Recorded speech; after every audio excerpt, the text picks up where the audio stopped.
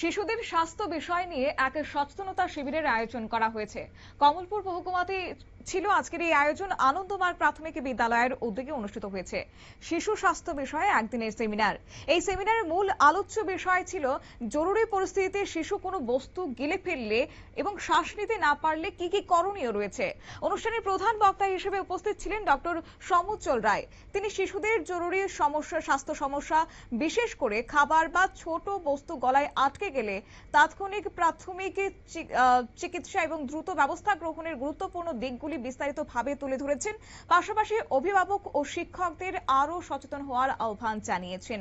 কি বললেন এদিন প্রধান বক্তা ডক্টর সমুজ্জ্বল রায়, শুনুন। আমি বলতে চাই আজকে আমাদের একটা গুরুত্বপূর্ণ বিষয়ে আমি কথা বলতে চাইছি, যেটা হলো আপনাদের শিশুরা কিছু খাচ্ছে বা চিলড্রেনরা কিছু খাচ্ছে, তখন সেই গলাতে লেগে যায়, তাহলে আমরা কি করে এটা মোকাবেলা করবো বা কি করে আমরা কি স্টেপ নেব, সেই বিষয়ে আজকে আমি মূলত ডিসকাশনটা রাখছি। প্রথমেই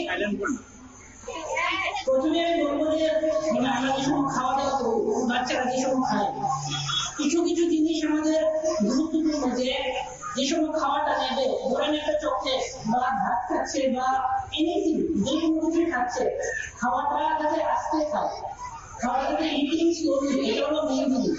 সেকেন্ড জিনিস হলো চিবিয়ে যাতে খাওয়া, এরকম না যে আমি একটা জিনিস দিলাম মুখে, একটা বিস্কিট নিলাম, বিস্কিটটার সঙ্গে সঙ্গে দিয়ে দিলাম, এরকম যাতে না হয়।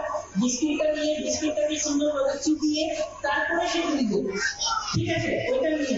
তারপর আরেকটা জিনিস ইম্পর্টেন্ট, যে ধরেন দৌড়াদৌড়ি করছে বা হাসছে, কোন সময় যাতে না খায়, তাহলে কি হবে, গলাতে আটকে যেতে হবে।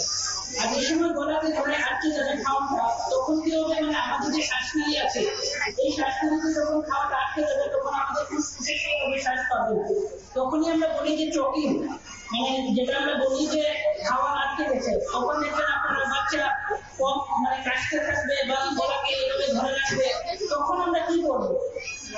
প্রথমত, যদি বাচ্চাটা যদি ঠিক থাকে, যখন দেখছেন যে ও কাশতে পারছে, যে এইভাবে গলা ধরে কাশছে, যখন কাশছে তখন ওকে কাশতে দিল, কাশির চলতে যাতে খাবারটা বেরিয়ে যায়, ওটা আমরা দেখবো।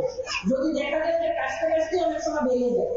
সেকেন্ড হলো, যদি দেখেন যে বাচ্চাটা কাশতেও পারছে না এবং হঠাৎের মধ্যে ও জাস্ট এইভাবে ধরে রাখছে, কাশতে পারছে না, কথা বলতে পারছে না, তখন আমরা, যদি 1 বছরের উপর হয়, প্রথমে আমি বলছি যে যদি 1 বছরের নিচে হয় বাচ্চা, তখন আমরা কি করবো, ধরেন ও। সেমিনারে বিশেষ অতিথি হিসেবে উপস্থিত ছিলেন অজিত দেব এবং কৃতিবাস দাস। অতিথিরা শিশুদের সুস্বাস্থ্য, নিরাপত্তা ও সচেতনতার উপর গুরুত্ব আরোপ করেছেন। এদিন সমাজে শিশু স্বাস্থ্য সচেতনতা বৃদ্ধি, জরুরি পরিস্থিতিতে সাধারণ মানুষের কি কি করণীয় রয়েছে তা সম্পর্কে ধারণা দিতেই এই উদ্যোগ নেওয়া হয়েছে। মূল উদ্দেশ্য ছিল যে শিশু নিরাপত্তা ও সচেতনতার বার্তা ছড়িয়ে দিতেই এই ধরনের উদ্যোগ অত্যন্ত গুরুত্বপূর্ণ বলেও কিন্তু মনে করছেন সচেতন মহল। নিয়ে নিচ্ছি ছোট্ট একটি বিজ্ঞাপন বিরতির, সঙ্গে থাকুন।